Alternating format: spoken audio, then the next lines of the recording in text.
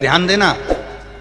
कई लोग कहते हैं गुरुजी ये एक लोटा जल तुम कहां से लेकर आए हो, ये एक लोटे जल की महत्वता कहां से लेकर आए हो। जो दुनिया के लोग शिव महापुराण पर उंगली उठाएं, शंकर जी के पूजन पाठ पर उंगली उठाएं, उनको यह कथा जरूर सुना देना कि एक लोटा जल कहां से आया, उस एक लोटे जल का महत्व कहां से आया। आप लोग एक लोटा जल चढ़ा रहे हो तो सियोर वाले महाराज पर कोई एहसान नहीं कर रहे हो, ना महादेव पर एहसान कर रहे हो। एक लोटा जल अगर आप शिव जी के मंदिर में चढ़ा रहे हो तो तुम एहसान नहीं कर रहे हो, तुम अपने 7 पीढ़ी का नहीं।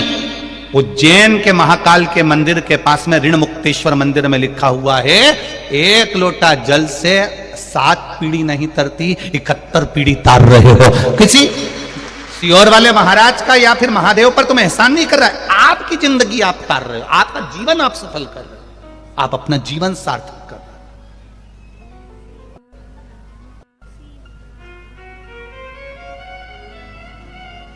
इस कहां से आया एक लोटा जल। दधीचि ऋषि की धर्मपत्नी का श्राप सबको लग गया, देवताओं को, सारे देवताओं को श्राप लग गया। देवताओं के घर में संतान नहीं हो रही क्योंकि इनको श्राप था कि तुम्हारे यहां संतान नहीं होगी। संतान क्या करा जा। पार्वती जी ने भी मन में विचार करा कि ये तो श्राप लगा है देवताओं को, अब करना क्या चाहिए। पार्वती जी ने एक व्रत रखा जिसका नाम था पुण्यक व्रत। कौन सा व्रत है, जम के बोलो, पुण्यक। कौन सा व्रत है, पुण्यक व्रत।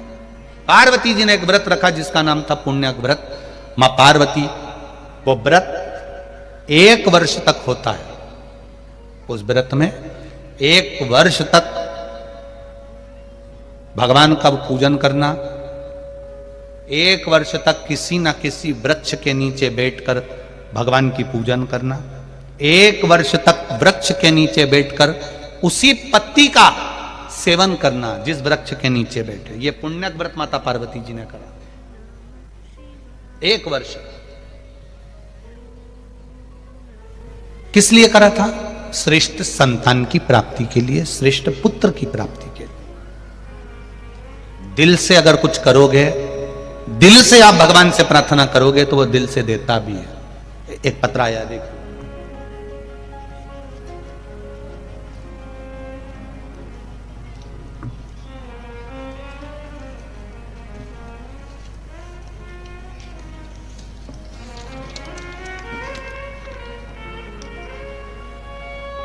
श्रीमती राजकुमारी ठाकुर, पति श्री रमेश सिंह ठाकुर, ग्राम पलारी, जिला बालोदा बाजार, भाटापारा। कहीं बैठी हो तो हाथ हिलाइएगा। आप ही हैं, दोनों हाथ हिला दो एक बार। श्री शिवाय नमस्तुभ्यम, एक बार वापिस हिला दीजिए। श्री शिवाय नमस्तुभ्यम। मेरे भोले बाबा का क्या बखान करूं गुरुदेव, मेरे पास शब्द नहीं है। मेरी झोली मेरे बाबा ने भर दी है। मेरे पुत्र एवं पुत्र वधू ललिता नम्रता ठाकुर, जिनकी शादी को 14 वर्ष हो गए थे, 14 वर्ष होने पर भी उनके यहाँ संतान का सुख नहीं था। सारे डॉक्टरों को गांव से लेकर शहर तक इलाज करवाया, टेस्ट भी करवाया, पर संतान का सुख नहीं हुआ। डॉक्टर ने भी मना कर दिया कि 14 साल हो गए हैं, अब मुश्किल है क्योंकि इनको संतान का सुख नहीं हो पाएगा। सब आस छोड़ दी। ऐसी कोई जगह नहीं थी जहां सिर नहीं झुकाया, जिस जगह पर हम लोग गए नहीं, बैठे नहीं, प्रणाम नहीं करा, सब कुछ करा। जो जो जिसने बताया वो सब करा, पर 14 वर्ष तक संतान नहीं गुरुदेव। 4 वर्ष तक हमने सारे उपाय करे, 10 वर्ष हमारे ऐसे ही निकल गए, हमने फिर छोड़ दिया बाबा पर। 14 साल हो गए। 14 वर्ष के बाद महापुराण की कथा टीवी पर आई। तब मेरी बहन ने मुझे वर्णन किया शिवपुराण कथा का। मैंने पुत्र वधू से कहा कि कथा सुनो, और पुत्र वधू से कहकर 8/10/2022 के पहले हमने बाबा देव आदित्य महादेव का वही अनुष्ठान करना प्रारंभ कर दिया। सफेद आंकड़े की जड़ शिव मंदिर में जाकर शंकर भगवान के ऊपर से 21 बार घुमाकर तुमरुका जी का नाम लेकर कमर में बांधी, और जैसा आप कहते हो जल का और बेलपत्र का महत्व वैसा कि वैसे ही करा। बाबा की कृपा से 8/10/2022 को मेरे बाबा ने मेरी बहू के गर्भ से 2 बच्चों को जन्म दे दिया। ये शिव की कृपा है, दोनों बच्चों का। और देखिए गुरुदेव, जहां पर डॉक्टर बोल रहे थे एक संतान नहीं होगी, मेरी बहू के गर्भ से एक पुत्र भी हुआ और एक पुत्री भी हुई है। दोनों के फोटो लगा रही हूं, उनके फोटो भी मैं लगा रही हूं, आप फोटो भी देख सकते हैं, एक पुत्र और एक पुत्री का फोटो। ये शिव है, ये शंकर है, ये औघड़ी है। मैं एक पुत्र और एक पुत्री का फोटो भी लगा रही हूं, जो 14 वर्ष के बाद एक पत्र हो रहे, देखिए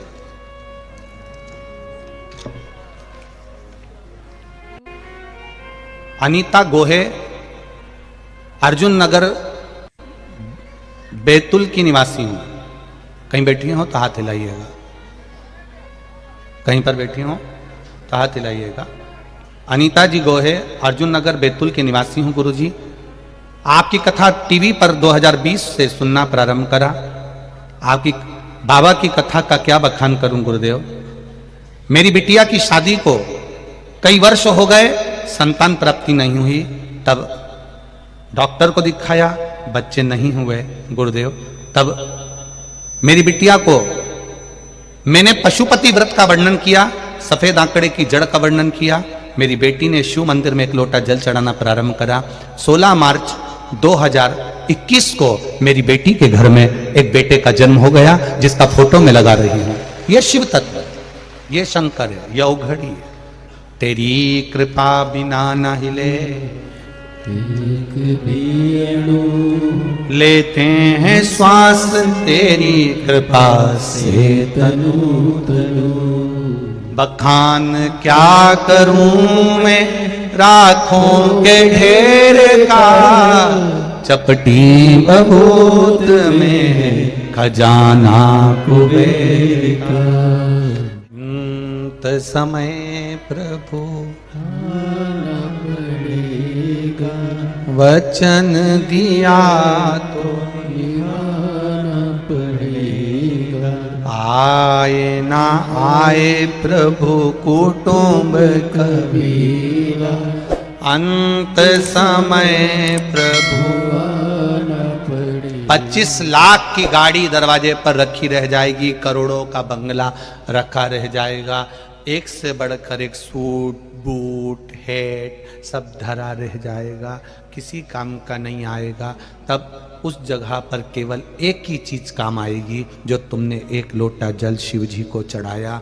वो जल का लोटा ही आखिरी में लोटा में ही भराओगे और लोटा में ही जाओगे।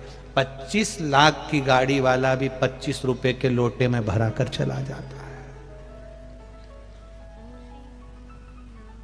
25 लाख की गाड़ी। इसलिए मेरी छत्तीसगढ़ की बहनों, जीजियों और मेरे छत्तीसगढ़ के जीजाओं, एक बात का स्मरण रखिएगा अपने पास में। समय की अवस्था को पहचानना, जल के महत्व को पहचानना। व्रत करो मना नहीं, तप करो मना नहीं, साधना करो मना नहीं, भजन करो मना नहीं, कीर्तन करो मना नहीं। वो भजन, वो साधना, वो व्रत, वो उपास तुम्हारा भगवत भजन को प्राप्त करने का। लोग पूछेंगे एक लोटा जल कहां से लेकर आए हो महाराज।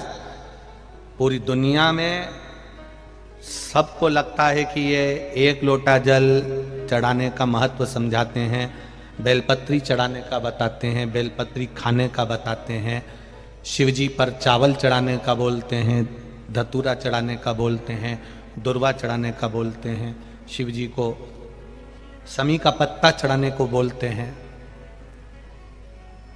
कभी विचार करिएगा, कभी स्मरण करिएगा। कभी आपको बोला इस व्यासपीठ से कि शंकर जी के मंदिर में जाकर इतने लाख रुपए दिया ना, या ऐसा कर देना, या तुम्हारा खर्च करने की कभी बात नहीं करी होगी। बात करी होगी तो केवल एक लोटा जल या एक बेलपत्र की, और बेलपत्र की भी बोली होगी कि शिव जी पे चढ़ा हुआ ही तुम तो उठाकर चढ़ा दो, उतने में भी आनंद हो जाएगा। बोला कि नहीं बोला? उतने में भी सुख हो जाएगा। उस एक लोटे जल का प्रमाण क्या है? पार्वती मैया ने व्रत करा, जिस व्रत का नाम था पुण्यक व्रत, और उस पुण्यक व्रत का जो बल था, उस पुण्यक व्रत का जो प्रभाव था, उस पुण्यक व्रत का जो आनंद था, 1 वर्ष तक उस व्रत को करना था और 1 वर्ष के बाद उसका उद्यापन करना था। 1 वर्ष के बाद उसका उद्यापन माता पार्वती जी कर रही हैं, क्योंकि उनके घर में संतान नहीं है। दधीची बाबा की धर्मपत्नी का जो श्राप लगा सारे देवताओं को लगा है संतान के लिए, संतान नहीं होगा तो दुख है भीतर से, करूं क्या? तब पुण्यक व्रत करा। 1 वर्ष का व्रत माता पार्वती जी ने एक पेड़ के नीचे बैठकर करना, उसकी पत्तियों को खाना और भगवान का पूजन करना। जब पुण्यक व्रत 1 वर्ष का हो गया, तब शिव जी से माता पार्वती जी ने कहा, आज मेरा पूरा हो गया, अब मैं उद्यापन करना चाहती हूं, अब मैं उद्यापन कर दूं।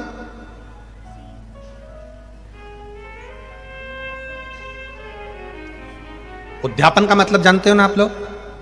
व्रत पूरा होता है, पशुपति व्रत पूरा हुआ, 108 दाने आपने चावल के चढ़ाए या बेलपत्री के चढ़ाए या आपने फूल की पंखड़ी चढ़ाई, कुछ भी चढ़ाया, चढ़ाते हो ना 108 दाने, या एक श्रीफल भेंट के साथ शिव जी को दिया। जब तुम्हारा 5 पशुपति व्रत पूरे हो गए, तब तुमने 5वें व्रत के दिन ही यह सब कुछ कर दिया कि आज मेरा 5वां व्रत पूर्ण हो गया, आज मेरा उद्यापन हो गया, आज उद्यापन हो गया।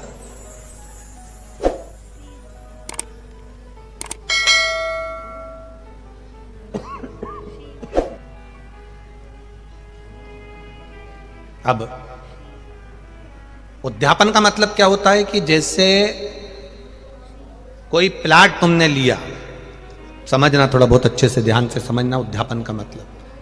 तुमने प्लाट लिया, तुमने जमीन ली, तुमने मकान लिया, मकान में तुम रहने भी लगे, प्लाट में तुमने घर भी बना लिया, पैसे भी पूरे दे दिए, लाखों रुपए दे दिए, जमीन पे रह रहे हो, मकान बना लिया, प्लाट ले लिया या मकान में रह रहे हो, पैसे भी दे दिए पूरे, रह भी रहे हो, 15 साल हो गए, 20 साल हो गए, 25 साल हो गए रहते रहते, पर तुमने उस प्लाट की, उस मकान की अगर रजिस्ट्री नहीं कराई तो वो मकान तुम्हारा होगा क्या?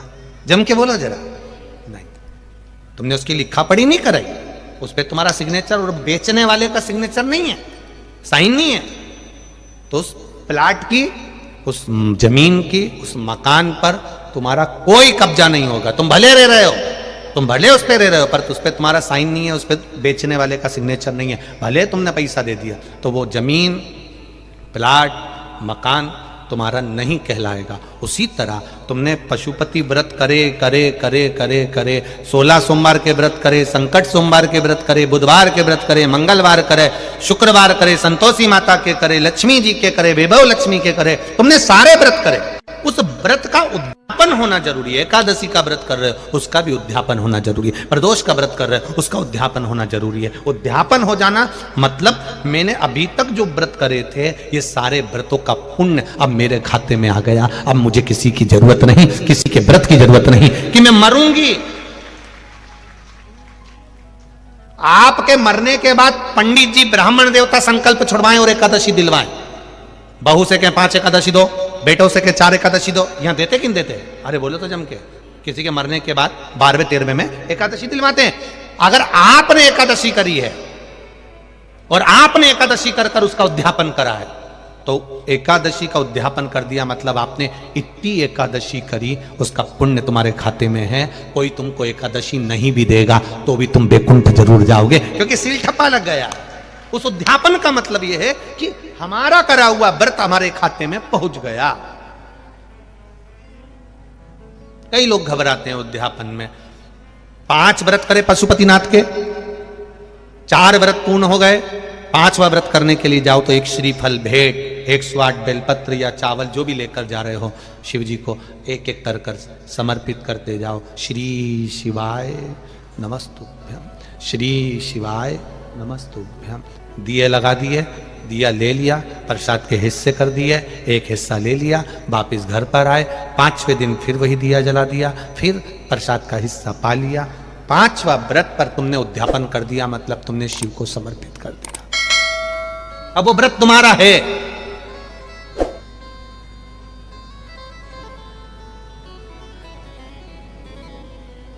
अब वो व्रत तुम्हारा कहलाएगा जो बाबा को तुमने दिया। बाबा तेरे दरवाजे से कोई खाली नहीं गया। शिव महापुराण की कथा करते करते सालों निकल गए। एक विश्वास शिव महापुराण के प्रति देखा।